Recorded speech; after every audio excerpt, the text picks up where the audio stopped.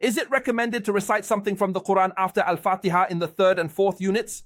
Scholars agree that reciting a surah after Al-Fatihah is recommended in the Fajr prayer. And in the first two units of Dhuhr, Asr, Maghrib and Isha prayers, Ibn Qudamah stated there is no disagreement on this based on the Prophet Muhammad's practice. Abu Qatada narrated that the Prophet recited Al-Fatihah and two surahs in the first two units of Dhuhr, prolonging the first. Scholars agree on reciting Al-Fatihah with a surah in the first two units. However, for the third unit in Maghrib or the third and fourth units in 4-unit prayers, scholars differ. The majority, including Hanafi, Maliki and Shafi'i schools, recommend only Al-Fatihah in these units.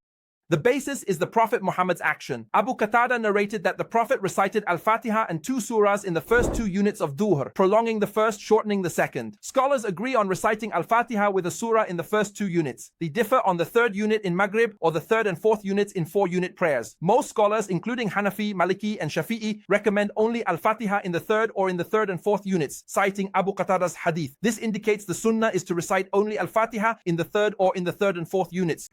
Scholars have differed on the third unit in Maghrib or the third and fourth units in 4-unit prayers. Should one recite a surah with Al-Fatihah or just Al-Fatihah? Most scholars, including Hanafi, Maliki and Shafi'i, recommend reciting only Al-Fatihah in the third and fourth units. They cite Abu Qatada's hadith. Prophet Muhammad recited Al-Fatihah and a surah in the first two Dhuhr units and only Al-Fatihah in the last two. This shows the sunnah is to recite only Al-Fatihah in these units, narrated by Bukhari and Muslim. They argue the first two units are marked by more recitation, the last two by less. This is the first opinion. They supported this with the hadith of Abu Qatada that the Prophet Muhammad, peace be upon him, used to recite in Dhuhr, in the first two units with Al-Fatihah and a surah, and in the last two units with Al-Fatihah only. So what does this indicate? It indicates that the sunnah is to recite only Al-Fatihah in the third unit or in the third and fourth units.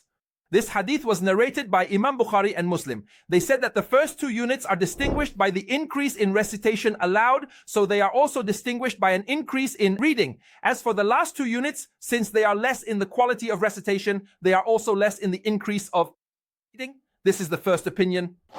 The Shafi'i school and Imam Ahmad recommend reciting from the Qur'an after Al-Fatihah in all prayer units. The Prophet Muhammad recited 30 verses in the first two units of Dhuhr prayer and 15 in the last two.